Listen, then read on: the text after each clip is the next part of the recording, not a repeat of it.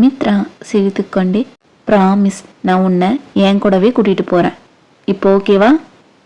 Okay என்று கூறிவிட்டு கபிலன் வீட்டிற்கு சென்று விட்டான். சிறிது நேரம் என்ன செய்வதென்று யோசித்துவிட்டு மித்ரா, மாமா வாங்க போலாம். எங்க? அங்க உங்களுக்கும் எனக்கும் ஒரு வாரத்தில் கல்யாணம்னு பேசிட்டு இருக்காங்க. வாங்க போய் பேசலாம் என்ன ஏதுன்னு. இனியன் அங்கேயே நின்று கொண்டிருந்தான். இவரை நம்பினா ஒன்றும் வேலைக்காகாது என்று நினைத்து கொண்டு இனியனின் கையை பிடித்து இழுத்தான். அவன் அசராமல் அங்கேயே நின்று கொண்டிருந்தான். ஏனெனில் அவனுக்கு தெரியும், இப்பொழுது அவர்கள் சென்று பேசினாலும் எதுவும் மாறப்போவதில்லை என்று. யோ வாயா, உன்னை இழுக்கிற அளவுக்கு என்கிட்ட தெம்பில்ல. இன்னும் காலிலேருந்து சாப்பிட கூட இல்லை. ப்ளீஸ் கோஆப்ரேட் பண்ணு.